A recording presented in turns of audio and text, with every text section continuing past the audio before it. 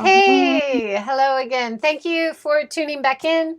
Finally, we got through the Skype hurdles and we have Lee with us. Lee, you want to say hello?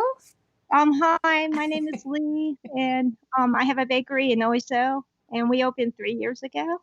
And you have been up since 3 a.m. or midnight? Well, yeah, quite early. Oh my gosh. Thank you so much for joining us today. So excited to talk about your bakery and your breads and your business and your area and everything. So first, let's start. You have a marketing background, which I think has a really interesting perspective as a business owner.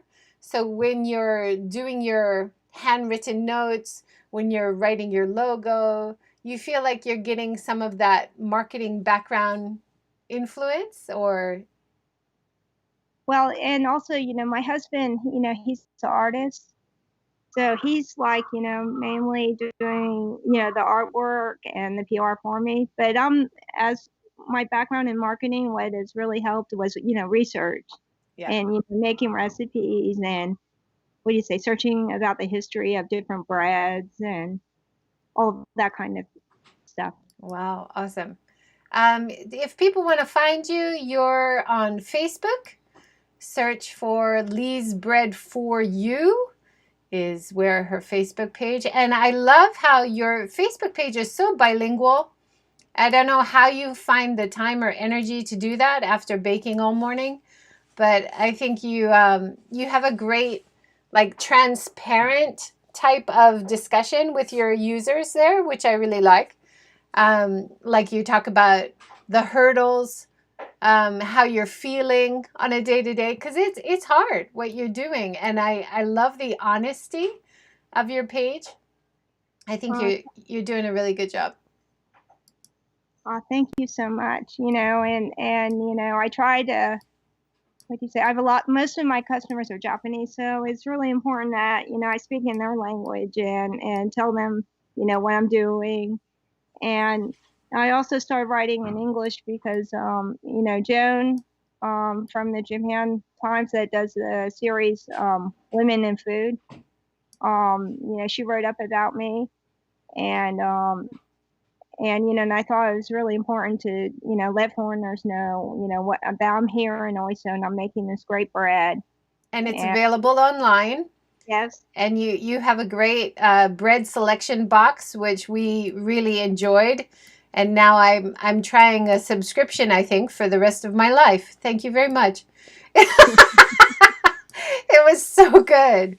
Lee is also on Instagram, yes, Lee's Bread, and you can see some really cool videos of the bread making process, your expertise at sourdough. Now, sourdough is kind of a passion of yours, I gather from reading Joan's article. Is that right? okay, yes, it is. Something I knew nothing about. And, basically, I've taught myself, everything I know from, reading books and making mistakes and just, keeping at it day by day. It's not something you learn in a day. It takes years and years and years, of practice. This is something that a lot of people are challenging during coronavirus, isn't it? It's like everybody's trying to do sourdough. Yeah, because the yeast ran out. They ran out Oh, of is that why? Okay, because I was like, why is everybody trying try sourdough? It seems really hard. starter. Joan has joined us. Thank you for joining, Joan. She says, "Yay, Lee, you made it! Yay!" Yeah, thank you, Joan. Yeah, thank you so much, Joan. The whole first 5 minutes was me introducing Joan's excellent article about you and reading it. That was awesome. I think that was a pretty nice intro. Thank you, Joan. Let's see. So this is also your homepage. If people want to order, the easiest place is to go to your website, right? Well, I don't Or know. do you Well, sell from Facebook? I know probably the link on top of in my profile at Instagram, and then also there's a link at Facebook. Probably that's the best two places. My homepage is still kind of under construction, but But basically wrote a profile about myself. Yeah, And but if you go to your website, what is the address of your website, just for fun? leesbread.com. Okay, that's easy. leesbread.com, and of course you can link through the Facebook page, the Instagram page, and you're selling these selection boxes of beautiful breads, sweet and savory, for 2,800, and you can choose your delivery. Is it every Friday, the delivery? Like a Friday, yeah. The basic box is mailed out every Friday, and then I have another box that's sort of like a breakfast box, and I mail on Sunday. Okay, wow. Yeah, before we went live, Lee was telling me how waking up at 3 a.m. is not long enough. So she's going to start waking up at midnight to make all the bread she wants to make. So being a baker doesn't sound like a really easy job, Lee. How do you stay motivated? How do you keep doing it? I don't know. I have these customers that want good bread, Yeah. and I just have to find a way to do it. And also, another thing is that I did a lot of sports, endurance sports, and that really kind of helped develop me to have the stamina, to do this type of work. It wasn't all planned. It wasn't a plan of mine to become a baker or to open a shop at all. Well, reading Joan's article and your introduction as well on your about pages, you realize that you actually had a very long career, diverse career, and then you started going to Cordon Bleu at night, Yeah. right? You want to tell us a little bit about that? Sure. I started going to Cordon Bleu while I was doing my marketing job in Tokyo, and I decided that I really loved food and I wanted to learn pastry. And the only place that you could keep a full-time job and then go study was at Cordon Bleu, which was really expensive. But I had a job at the time, so I could pay for that. It wasn't like it is now, where it was really a big thing to become to become a chef, like women to get into food and become a chef or a pastry chef. I mean, at that time it was not popular. It wasn't that trend wasn't going on. But anyway, I started going there, to get the pastry diploma, which takes about, I don't know, I think like about 2 years. So I Wow. started going, and then at the end of the 2 years, we had this new chef teaching us, who was Japanese, and he was just really amazing. And he kept making new classes for us. So I think I ended up going there for about 4 years or 5 years. And then I finished the diploma and I graduated. And at that time, my marketing job, they decided they didn't need me at that company anymore. And then in my neighborhood in Chicasaki, there was a part-time job to work at a bakery. And so I said, why not? But at the time, I was not interested in bread at all. I wanted to do pastry. So anyway, so I took that job and I did it for a year. And then you did a trip to the US and got inspired about bread, right? And then I went to San Francisco to go to the Culinary Academy there. And then I was, studying pastry. And then I had this sourdough bread, and that was it. I was just like, I never had any bread like that in my life. And I was just, I really became interested in learning about bread. That's great. And can you tell us a little bit about the building that your bakery is in? I see it behind you. So you guys remodeled the old building? Yeah, I'm renting the bakery space out, and then the cafe person, it was part of a project in the town of Oiso to, take these vacant houses and, do something with them instead of tearing them down. So, we worked really hard. I don't know how many months, like probably it took us about 4 months to get this, get this structure, we had to reinstall like beams, and then we had to tear up the floor, and then we hauled these like, these volcanic rocks, and then put them in the floor to make it. guys for. I mean, there were a lot of what do you say? It was really hard work. Mm-hmm. So But probably, of yeah. course, reusing an old building and having you that heritage and culture of the building for the area, as well as reusing the old building, these are all very sustainable stuff. And do you find that the locals around you are pretty happy you kept the building, or are they kind of shocked that you didn't just knock it down and make a new one? No, the people here, they're really happy because it Oh, was good. vacant for 20 years. Nice. And so they're really happy that, we cleaned it up. And also there's a gallery next door to us that's also that was a vacant building. And they, what do you say, redid it. And actually this gallery, it used to be a reporting bar, like a bar for the reporters, because Oiso's, famous. Yoshida Shigeru, the first prime minister after World War II, he lived here. And so, the reporters would hang out that bar and then they do their reporting. So there were a lot of famous people living here. And Wow. also, a lot of the politicians that helped form the Meiji government, they were also living here. So this town has quite a bit of history. But now there's, like many small towns around Japan, there's a lot of akiya, there's a lot of abandoned buildings and houses. So by providing a local service, a local business for local people, but also creating a business where you ship and stuff, that's great for that area.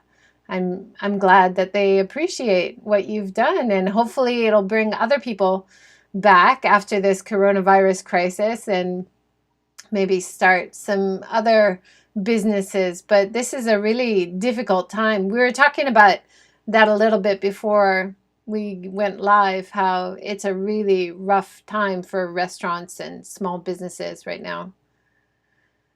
It really is. And then, so anyway, so there was nothing here. And then I came here. And then I started this, bakery, and the person next door started a little cafe so that people could, have coffee and sit and eat my bread. And then a drugstore opened up around the corner, and then now a dentist office, and then now there's like a little wine bar. So one good thing leads to another thing, and it's been really nice, and people, they're really happy to have really good bread, That's and they have great. somewhere where they can have a little coffee. That's So great. Have it's you all, have you yeah. had to educate the customer in the type of bread that you're making, because it's not your typical Japanese bakery's bread, right? It's a heavier, more Western European style of bread, and very, I love it. I'm in heaven when I eat your bread, but it is a very different kind of bread in terms of what the Japanese customer is used to, don't you think?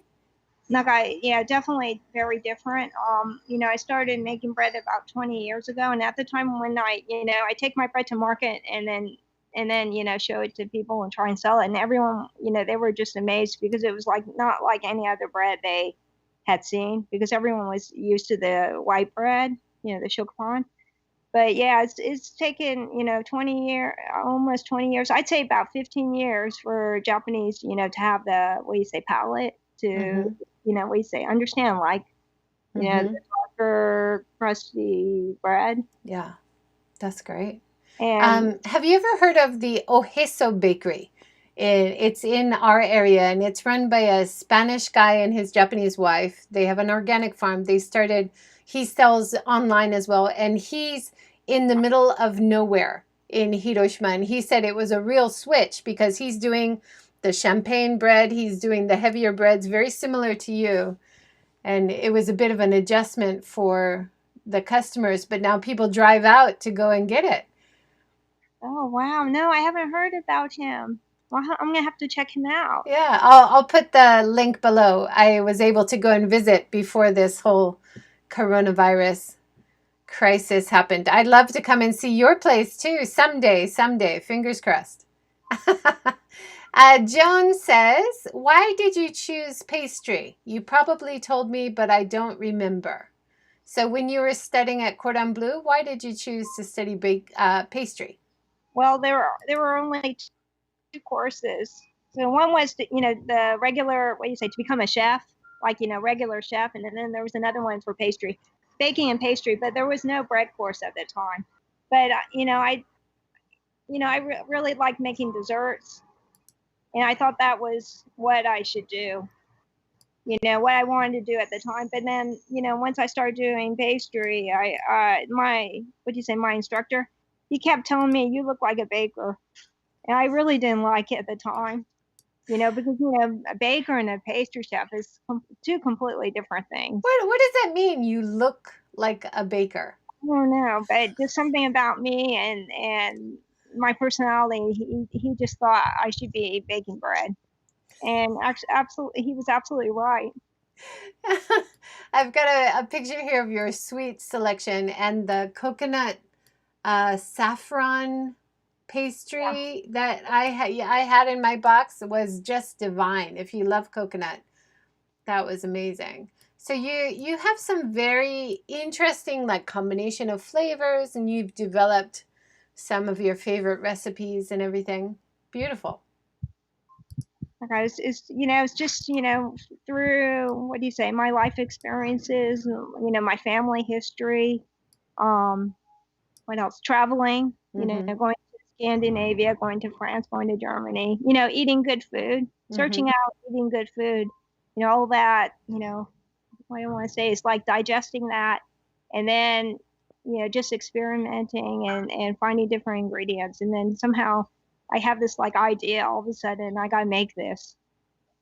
Yeah. And, just, I don't know, it just comes to me naturally. It's like you're like you're an artist, right? Yeah. But with bread. Yeah, that's it. That's exactly it. There's a great review on Google. Jane Fung says, a hidden gem.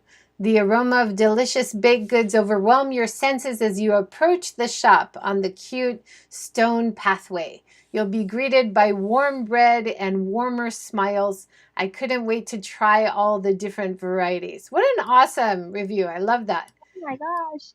Oh, And it gives you such a sense of place. It's not just about your bread as a product. It's about your bakery in the area as a whole destination experience.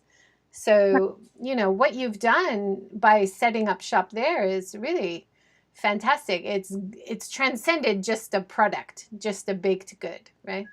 it's a whole, not just, the smell, seeing the shop, and then just seeing this town, it's definitely, I would love to have more people come out here when it's safe.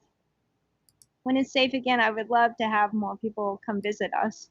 Yeah, great. I mean, Joan mentions that in her article too about how you refer to many people by name who come in. You tell them if their favorite bread is ready. I mean, you've created like Cheers bar, like everybody knows your name kind of atmosphere in your bakery. So that's wonderful. Like it's really important to get to know your customers. That's the most important thing, to make them happy and just, feed them this, really delicious bread. Yeah, awesome. Joan has a new question. Any new recipes or ideas you can tell us about? New ideas. Well, yeah. Oh, yeah. I'm like making these baguettes now. I don't know. I'm not really, that's not my expertise. I've kind of like had a love-hate relationship with baguettes, but I think I finally found a recipe that's working for me. So I've been like, really, what's the word? Passionate about like every bread I don't know how to make. I want to learn how to make it, and let's see, there was another thing. I'm like working with, using something called a scald or udane, which is like, you pour hot water into a bowl of flour, like fresh ground flour, and so it makes like a gelatizes it, makes it like a paste, and then you add that to bread, and then apparently that's supposed to, help the bread to like absorb more water, so it's more moist. Wow. So well, like, I've got a picture of your beautiful baguettes here. And you have dough with olives. I mean, all of your ingredients look amazing. Your dough is rising. You've got loads of different kinds of olives in. How do you source your ingredients? Is it hard to Okay, get? yeah, it's hard. It's hard because I gotta with the olives it was really difficult. Um, yeah, I actually I have these Kalamata olives now I'm using my bread, and I don't know. I just 20 years ago I lucked out and I found this guy that's importing these amazing olives, but you can't like find him online or anywhere. I mean, it was like through a person of a person. So, like everything with my flour, I had someone that introduced me to, two flours, and I'm still using them today, even 20 years later. And at that time when I started buying flour, I thought it was all the same. Wow. Like, I didn't know the difference. But I lucked out, and I had someone that even that wasn't a baker, but they introduced me to this really amazing flour. And Well, as a baker, high quality flour can make all the difference, right? I know flour is like night and day, and I can't understand. I think what the bread I'm making is just what do you say, average, to be honest, average. But then when I don't know, then because I have it around me all the time, so I don't realize the difference between my bread and then some other bakeries.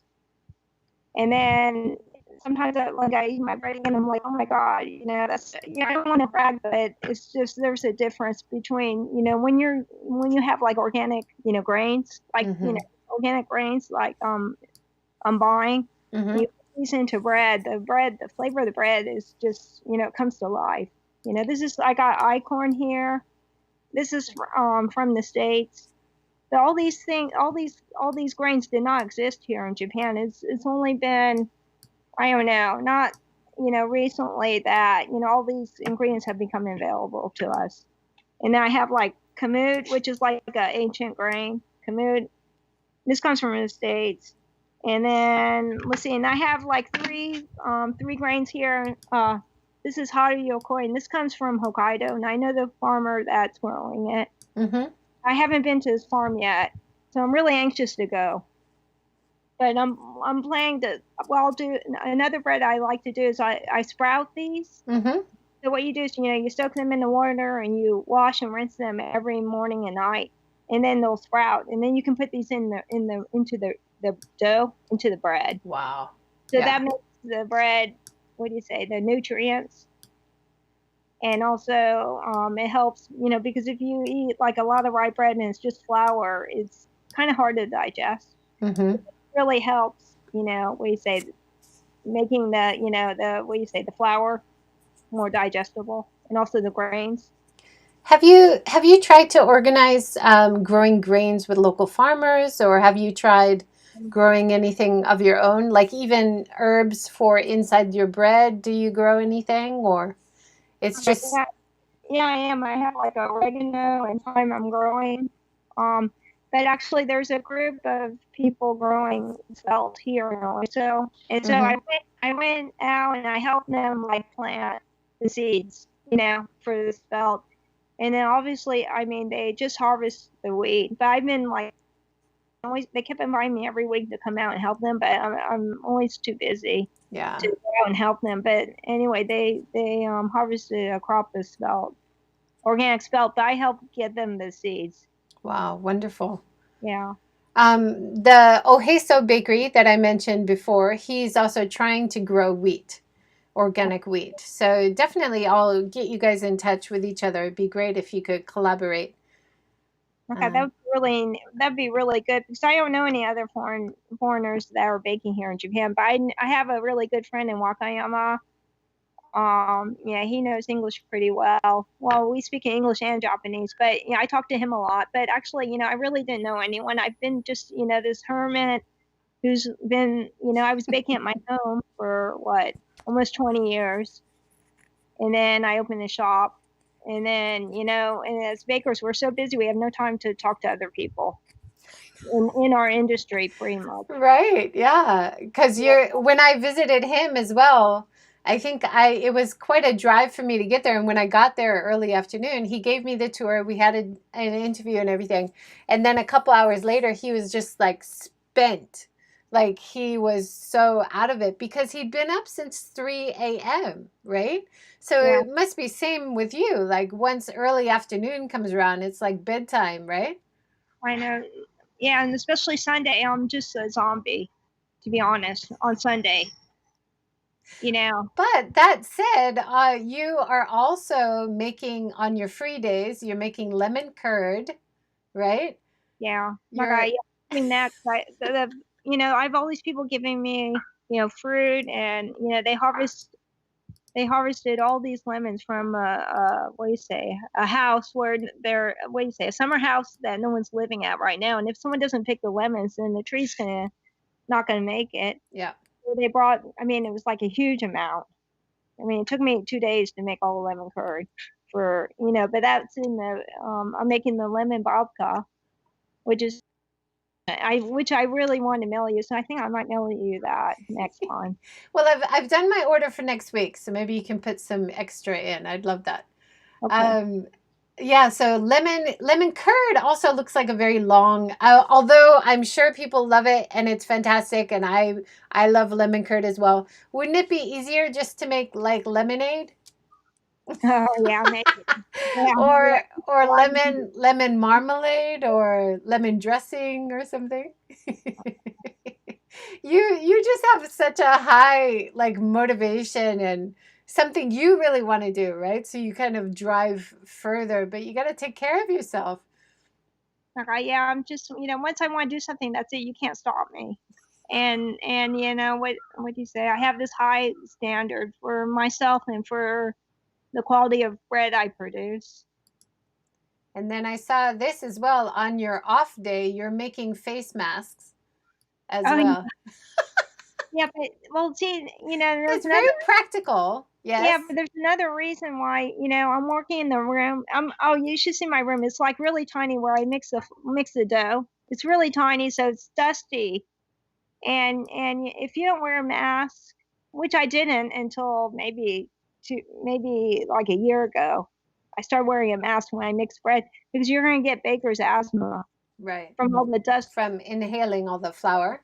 Yeah, so there's another reason why we need to use a mask for our Yeah. work. Yeah, Joan is asking, how do you protect yourself from burnout? This is a really important, good question, which Okay. is difficult to answer, I'm sure. Okay, yeah, and I mean, I think she really knows. She's like, Lee, are you okay? But right now, so that's part of the thing I'm working on is to start earlier and then finish by noon. And I think that's going to help me right there. And then also, I need to start getting more help. I need to find people that are willing to commit to that really want to learn bread making and want to work are willing to work hard Yeah. and learn. I need to share what I've learned with other people. Otherwise, it's going to disappear. Yeah. Has it been hard to train people or to just find good staff that have that commitment to work? Actually, not at all. I had, I opened the shop, and then maybe 1 week before I opened the shop, I'm like asking everyone, do you know anyone that can come help me? And I had people, come to my shop and say, oh, I had your bread and it was really good, and I want a job, and can I work here? And I said, okay. And then I have a couple of people that are artists, so they're really good with their hands Mm-hmm. and shaping the bread. Let me think. I haven't had a problem finding anyone actually because there are not many bakeries here, and no, It's kind of a nice job, isn't it, for people who are local? okay, Um, sure is. yeah, I when I went to the Oiso bakery and I chatted to some of the staff, and they said it's either here or the gas station or the convenience store. So I would much rather work here. And I thought, well, that's nice, like offering diversity of employment, which is also good for the community as well, right? Like I have, some people, they come and they work just, from 1 to 6. And I have another person that works from 9 to 3 or 4. And I have two cashiers and they work, a whole day, which is, pretty tough, you Mm. know, but there aren't a lot of jobs here. Yeah. Actually. And also, the other thing is, I work with my employees where, they want to take time off, or, I'm flexible with them about their schedule. So, that keeps them, what's the word, it keeps them from getting where you're just, you're working and you want to do something, and then you're afraid to ask for time off. And then, you have to quit the job to do what to take time off to do what you want to do. And, that's not a good way to, what do you say, to give people, work to do. And so I'm really, we're flexible with them, except for the only problem is I can't take time off. Oh yeah, that's hard. Do you ever close like during the Bon holidays? Do you take a week off or during New Year's? I do, and I don't know, but the Bon holiday might be a good time to keep open if a lot of people are coming, But this year there's no travel, so Yeah. I'll probably close. And also, it's going to be so hot this summer. Yeah. So I'll probably like close for a couple of weeks. And also, I have some other things I need to do. I have, I need to get done in my private life that I don't have time for. Yeah. Oh, that must be really hard. Talking of during this time and all the transition, you had this post about you're wearing a mask as you're mixing for probably a few reasons. And this is in the beginning of May, talking about the closing times during COVID. So you've been transitioning to just open Friday, Saturday, Sunday during the coronavirus. Is that right? Yeah, Friday, Saturday, and Sunday, we're open to the general public in the morning. And then in the afternoon, it's, the reserved orders for pickup. And then we're also slicing bread. Our Japanese customers like their bread sliced. So we're offering a service of slicing their bread. Like, for example, the dark bread, which is, not typical for most bakeries. They won't slice those breads. Yeah. It's difficult because the flour is very wet. Yeah. Let me think, what else? And then actually next Thursday, we're planning to open again on Thursday. Next week. So like gradually, what do you say, to be open, more days and more hours. Yeah. Have you found that you've had more online orders now during coronavirus and less people walking in? No, we have more customers, coming in than mail orders still. Wow. But, I wasn't, sure. Is that local customers then? Yeah, it's just local customers. Local customers, or maybe customers from 1 or 2 towns over. Yeah. But there's something I was going to say. But the mail order business is, before, it was really difficult, a little bit difficult, but now it's, because of COVID, it's a lot easier. There's more demand for, what do you say, good bread, mail order, and also because people can't, take the train here, but they want to come to Oiso, but it's too far. Yeah. So I have like orders from Kyushu. I have people ordering from Kyushu, and I have people ordering from Hokkaido, which makes me really happy. That's great. And so the 2,800 bread selection box, does that include shipping, or shipping is extra? Yeah, shipping's extra. Right. Yeah, because you're sending cool taku beans, so that's an additional like 800 or so. Is that right? No, 200. What do you say? The shipping, the closest. What do you say? The cheapest shipping is like is $9.30, and then with the what do you say? Cool taku bean, it's like 220 yen more. So it ends up being like 1,150. Okay. But I think it's not expensive considering, what do you say, the service and the bread you're getting. No, I think it's very reasonable compared to what we could get even at the high quality bakeries in our area. With that kind of selection, it would be well above 3,000. So I think what you're offering is really good value.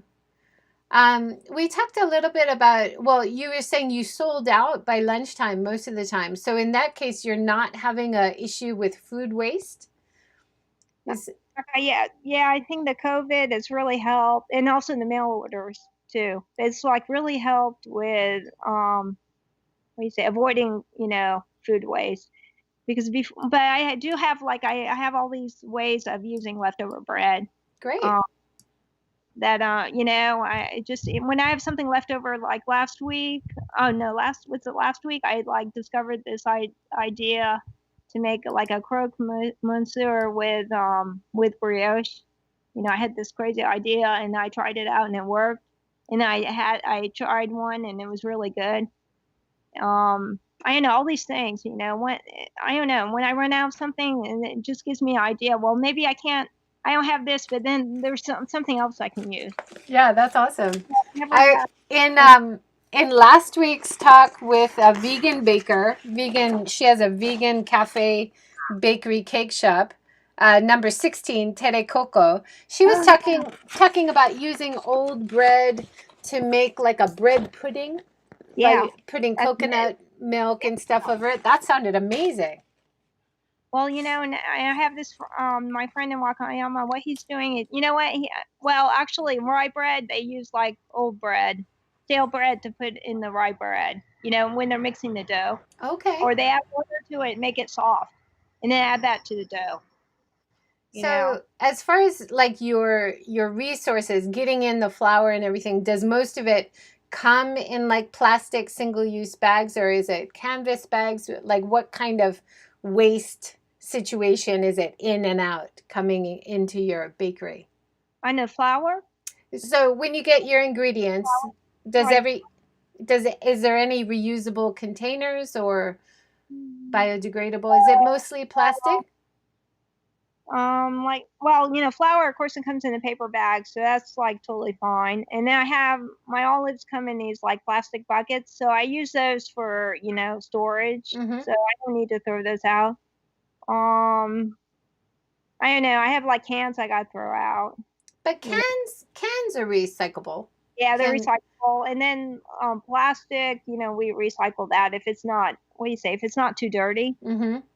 But I mean, we're pretty, I wasn't so strict about recycling. And then I started the shop, and then now I'm like really meticulous about it. And then my staff also, they're really, I don't know, what one thing I really like about my staff is they're really have a lot of attention to detail, and they're also neat and tidy, and then they're really diligent about separating the garbage. The only thing I got a really big problem with right now is, putting bread in plastic bags, like at the end of the day to sell the bread. Or, for example, I have a place that I wholesale bread to, so I got to put it in plastic bags to sell it. Otherwise, it dries out if I keep it in a paper bag. I've heard the same thing from the Oiso bakery and the same thing from organic farmers in Japan that there's two problems. The places that sell it want it in plastic so people can see it, and the customer expects it in plastic because they can see it, but also they feel like plastic keeps it fresher. You in the box you sent a couple things in paper bags, but it's too difficult to completely transition into that, I imagine. But Okay, yeah, okay, it's too difficult. But like, for example, if you came to my shop and you said I want my bread in a paper bag, then I could do that for you. okay. So if someone orders one of your boxes, they can get without the plastic wrapping. That's possible. Okay, I could do that. Awesome. Yeah, I could Um, do that, but yeah, maybe I'll test that with you. yeah, please. I'm a good test case. I'm up for that. I was also amazed, and this must be very time consuming, but you hand write all the labels on all the breads, or is that just for me? Okay, yeah, well, actually, no, we print them. We print them out. I have like Oh, a okay. label printer and I print them, but I didn't have time on Sunday, so I Uh-huh. just wrote them. But we used to write them all. Oh, wow. Yeah, I mean, that's a lot of extra work. that's a lot of extra work, but the what do you call it, the health department, they want us, to meticulously write every ingredient that's in every bread, but I don't know if everyone's doing that. And then they're wanting us to start like doing calories. Oh my goodness. Oh my god. Is there like a standard this ingredients, allergies, and calories. I mean, there doesn't seem to be any standardization in terms of labels in Japan. That would be really nice if it was kind of the standard system, eh? Like I think, yeah, I think it would be really good, really good. But I do have like, the signs, the price signs for the breads in the shop. I have like, something like, it has egg or milk or whatever, you know, in the product, Mm-hmm. and definitely, the health department, they want us, the food or whatever food department, they want us to write if eggs, nuts, milk are in the product. Yeah. Okay. That brings me to my next question. If people are vegan, I noticed some was gluten-free. If people also want vegan boxes, is that possible or is that kind of difficult at this time? Like for example, if they want no milk or eggs, then it's definitely I could do it. And butter, no milk, eggs, butter. No longer. I have like a lot of breads that don't have those ingredients. Awesome. So yeah, definitely that's possible. Or if they can't eat something, then I can substitute something else in that box. Oh yeah, and that reminds me, there was something else I wanted to say, but oh yeah, and that gluten free bread, I have that gluten free bread I'm making, the nuts and seeds, and then I also have like the coconut cookie. It has eggs in it, but I mean it's gluten free.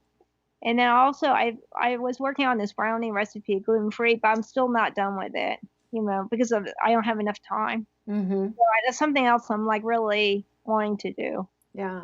Well, I think you need definitely to take breaks and manage your time for the customer's sake as well, because we want you to keep sending us bread, so we need to allow you to take your free time as well. So it's a give and take between the owner and the customer that I think needs to happen. So don't feel bad when you need to take time off. Please, Well, please. I thank you for saying that, and yeah, and I'm thinking, maybe I don't know, take a Sunday off, like maybe once a month. That would be really nice to have a normal, what do you say, holiday that everyone else has, Yeah, definitely.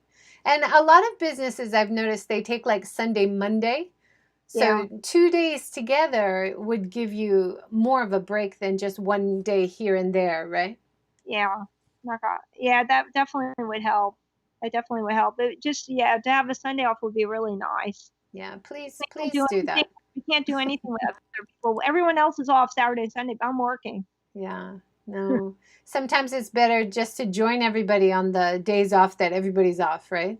But then Yeah. again, if you're open and other places aren't open, it's nice service. So I understand the difficulty. Joan has said, why did you become more meticulous about recycling when you opened your shop?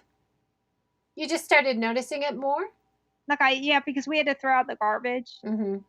and and yeah, we had to throw out. I mean, as we're, what do you say, collecting the garbage and throwing it out, just realized that, we need to be, what's the word? It's our duty to, um, to pay attention, and as much of a hassle as it is, but we need to do this for environment. I always feel like this sounds really crazy. Like God's looking up on me if I don't do it right. Like someone's seeing me, someone will catch me if I don't do it. So I'm always just thinking, I gotta do it. I gotta do what's right. And I think once you start, I agree with you 100%. And once you start thinking about it, you can't not see it. It's like it's too hard to ignore once you notice it, right? Yeah. Like I, And yeah, yeah, good for you. that's exactly true. And I have a really, this is like off the subject, but I have like a really problem right now with a vending machine that's at my mother-in-law's house, and people, there's a trash can there for the cans and the pet bottles, the plastic bottles, but people are like throwing other garbage in there. Yeah, that And, is a general problem around Japan. Areas have taken away garbage cans to and have the signs take your garbage home with you, but it's too hard for people, especially if they're buying food and wrapping from somewhere and then they can't put it somewhere. That seems like the shop's responsibility to at least take back their own trash, right? uh, Yeah. yeah, no, yeah, but I don't know. I think it's their responsibility. They buy it to take it home. I mean, we have to clean up the messes we make. Yeah. We had to beg for some help when we were traveling around Japan in the car, and we were gone for 2 months driving around Japan all the way up to Hokkaido and everything. And so we could not take our trash home because this is 2 months long, right? So we had to beg different areas, please, can we put the trash that we just got from you, can we put it somewhere? And they would have to take it back. But yeah, I think trash issues are so important, but so difficult, right? To think about how to do it, to take care of the business owner, to take care of the area, the local people. Or, or maybe, you probably, if you could pay people to take your garbage, like, if there was a fee, you wouldn't mind, right? Yeah, definitely. Yeah, we would have paid. Joan also says, test that with me too. I'm game the non-plastic in the box thing. Okay. So you can test that with me and Joan. Anybody else want to sign up? Please let her know. And Well, okay. and Keiko Arita says, hi, I'm in Fukuoka, Kyushu, and one of good bread lovers. From now, I'll order some. Can't wait. So great. Thank you, Keiko. That's awesome. So nice about this live stream thing. You can interact with people in real time. Feel like you can have a real connection with your audience. Thank you so much for sending your comments and questions, everybody. Yeah, the balancing your work and life thing, I think, Lee, is such a big issue. Not only for you, this is for people, especially now during coronavirus. I hear that so much now that people are working at home. They don't know when to stop working. Like I used to have that problem actually, because my kitchen, well, I mean, I didn't discuss this, but I started working on my home kitchen, upstairs illegally, basically. And I imported this oven from the States because all the ovens here were way too small. And I installed that and I worked in my kitchen. And then I moved downstairs and I started working. Oh, yeah. And then the health department thing came. And so I had to make a separate kitchen from my home kitchen so I could, have the license. So I did that. But then, at that time, I was always at home and I couldn't separate work and home. And I was at home all the time and it was just really bothering me. So, opening a shop was, real, what do you say? It was a scary thing at one, scary thing, but at the same time, I felt it's so nice to have your work and your home separate. I like that. But I do agree with what you're saying. But then at the same time, I think Japanese or people now, they have a lot more time with their family. I mean, good in a good way and in a bad way, But I'm with my husband 24 hours a day. Yeah, I've worked with my husband for many years. I can relate. It's definitely an adjustment, right? And then like he does have his office outside. I've been working from home for a year, and then now we were both trying to work from home. It's like even that small transition, it's a transition. You got to adjust. Like you definitely have to adjust, and yeah, some days are some days are fine, and then some days we're just we just need our own time, but we're working together, because we're both a team. So my husband can't do business without me, and I can't do it without him because he's the bread baker. Is He ended it up becoming the bread baker. so Yeah. you both share the baking duties? Yeah. That's awesome. I have a picture here of it looks like focaccia, maybe. It's got Yeah. like holes in the middle. Is that with rosemary? Yeah. Oh, that looks amazing. What's the most difficult thing to make? I know most difficult thing to make is the campagna, the plain sourdough bread. That's the most difficult bread to make. Why is that? Time? There are no nuts or raisins or anything to cover up the taste of, what do you say, of the flour. So it's just flour, salt, and sourdough starter, and a little bit of malt syrup, which is something that gives the bread color. Mm-hmm. But that's it. It's like, for example, like making soba noodles or something. It's just water and the flour, and that's it. So you can't.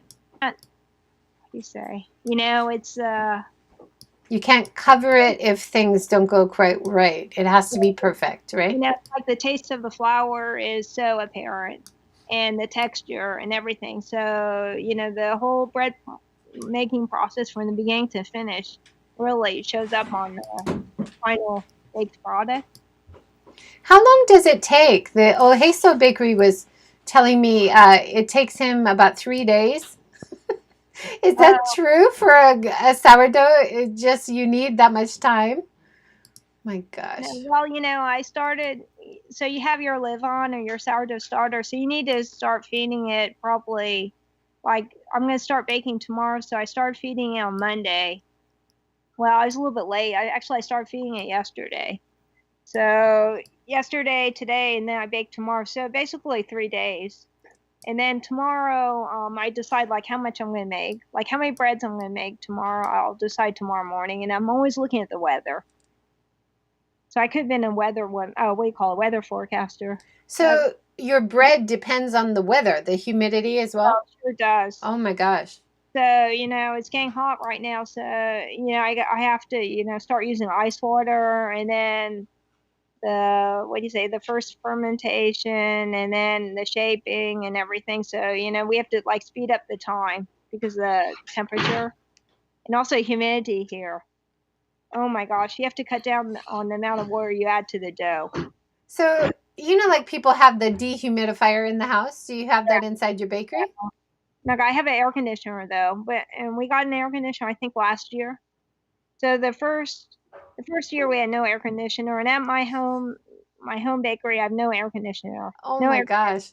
So I've been like working like that forever. But because of the staff, I decided we gotta get AC. So we got the air conditioner. But see, the air doesn't get to my room. So I'm working in there with a little fan, Oh basically. wow. Joan says that's my favorite of yours, the champagne bread. Oh yeah, It's that's fascinating that the simplest is the most difficult. that's it. The simplest bread is the most difficult, and I'm like still not. I mean, I'm pretty satisfied with it, but I'm always like looking to see if I can make it better. And I thought I was done with that, but the more I bake, the more, what do you say, my level, keeps getting, what do you say? I always want to keep doing better bread. Yeah. Well, you're a perfectionist. You're striving towards the best bread. Yeah, that's it. Yeah. But I don't expect myself to be perfect all the time, and Oh, I don't, that's I good. don't expect my staff to be perfect. But I want us just to do the best we can for that day. That's And great. not every day is perfect, and I make mistakes. Like, I didn't want to say this, but I forgot to put yeast in something, and we baked the bread, and it ended up flat. And then we had these orders at 1 o'clock, and I was like, oh my gosh, but I can do it. And we somehow, I started, making the dough again, and we got done. So, it's possible. It's possible. That's crazy. I mean, because anybody who's baked, I use a bread machine. I bake a little bit. You know how easy it is to mess it up, to leave out the sugar, to leave out the yeast, and then when you're doing it as a business, you can't do that because you have to have a product to sell. It's so much more pressure, but you've been able so far to keep up with it. Good for you. Joan also says, do you adjust your bread offerings based on the weather? So do you change the bread offerings because it gets hotter or Yeah, cooler? Naga, that's a good question. Yeah, I need to start telling my customers, for example, like the heavy, like whole wheat breads and rye breads, they start, right now it's getting humid, so they'll get moldy. They won't last as long. So I really have to, tell my customers, how to keep the bread, to like freeze it or keep it in the fridge, because if they leave it out, it'll get moldy. And also, if the bread is sliced, it will get moldier faster because it has more exposure to air. Ah, okay. Slice, that makes sense. Mm-hmm. And then another thing might be a factor is I have a gas oven, so the bread is more wet. It has more moisture when you're baking with a gas oven as opposed to most people have electric ovens. here. You like using the I have gas electric oven? ovens for baking. Mm-hmm. Yeah, I like it. Well, one reason my landlord, he's a gas company, so that's one thing. But I always wanted a gas oven, and definitely the bread coming out of the gas oven is really delicious. I think it's a lot better. It's not as dry, but if Mm-hmm. you have an electric oven, the bread will end up being drier. But oh yeah, about let's see, back to Joan's question about summer menu. Yeah, people like to have whiter bread or lighter bread. That makes sense. Mm. Not Yep. so heavy. Mm-hmm. So probably, I'm gonna be offering more, more white breads or more light things. Yeah. That makes sense. And then during winter, when everybody's having soups, you can have your heavier breads and more grainy breads. I like grainy breads any time of the year, but I could imagine if you change the variety a little bit by season, that would be popular, I'm sure. Your regular customers. But you have to keep their favorites too. Tricky. Like I said, like if something I want to make something else, and I say I'm not gonna make this week, and then all of a sudden everyone's like, "Why are you making this? You need to do it. Why'd you drop that off the menu?" But actually, this week I'm making these granola muffins that I haven't made for a long Oh, time. sounds That's good. really good. Um, really good. They have spelt flour in them, flaxseed, oats. Uh, Do you ever use hemp hearts? yeah, I have when I could get them, but I don't know if you can get them. They had them at Costco, and I was buying. Yeah, I just got them at Costco and I've been putting just a little handful in my bread and it really has a nice texture and a bit more healthy. I was going to ask you if you source some of your ingredients from Costco because they have those giant bags of flour and they do have some good ingredients, right? Yeah, they have some good ingredients. Yeah, and when I go there, like I don't know, chocolate or they have a lot of organic ingredients, Mm-hmm. and the prices are really good. Yeah. And there's Costco not too far from you. Not too far from me. Mm-hmm. So we have about 4 more minutes. Is there anything you'd like to talk about? Like we talked about doing work-life balance, your plans for the future with the bakery. You talked about wanting to hire more people, take Yeah, the pressure off a little bit. teach, start sharing what I know with other people, and then also I have this other project. I'm really, well, I mean, I have this project to renovate this house I bought. I'm having a problem with it right now. So some legal problems that Mm. I had to hire a lawyer for. Oh. But I have this two-story house I bought to expand. Mm-hmm. Planning to move my shop there when I can. Because the space I'm in right now, it's like only 7 tsubo, which is I don't know, it's way too tiny for the amount of bread we're producing. Yeah. So that's like my big project. I love it here in Oiso so much that I just decided I wanted to stay here. Oh, that'd be great. Well, Yeah. I hope that you can, continue in a healthy way for not only your customers but for you because I know it's really difficult to try to balance your passion and what you want to do, what you strive to do with also taking a break, which is so difficult. But I don't think we've mentioned yet. You just had your birthday, so happy birthday. And And now it's time to think about taking care of yourself a little bit more, right? finally, and I figure probably, I'm being patient with myself. But I used to be like, doing all these marathons and triathlons, all this exercise, and I got into like, the weightlifting and bodybuilding. I was like totally into that. I mean, it's like time for me, to get back and have some time for myself to, for me and what I want to do besides baking. Yeah. I wonder if we have met in the past because I was on the triathlon circuit for a while around Japan. Wouldn't that be funny? No, Yeah. no, perhaps if you have Oshima, and I've been to Sado, Yeah, and we I've been did Oshima, Sato. There weren't that many triathlon races. So, and then yeah. one other place I went to, what's that called? I know I had Noto Hanto. Did you ever go to Amami Oshima for the ladies triathlon? No. Oh, okay. That was And I my would favorite. and I would like to go do some ocean swimming, like in the, southern part of Japan, like, Oh, somewhere yeah. where the water's just, crystal clear. That's something I really want to do. Yeah, Yeah. beautiful. I love that about Hiroshima, that we're near the ocean. We've got rivers, and I don't do triathlon anymore, but I get out for my walks and I go on the supboard, and you have to enjoy your life as well as work, right? You have to try to find some outlet for stress, definitely. I definitely agree with that. And maybe that's a problem people are having right now is that, we were, what do you say? We had to stay in, we were restricted to being indoors. And I think that, and then, being in this situation that's, not normal. Yeah.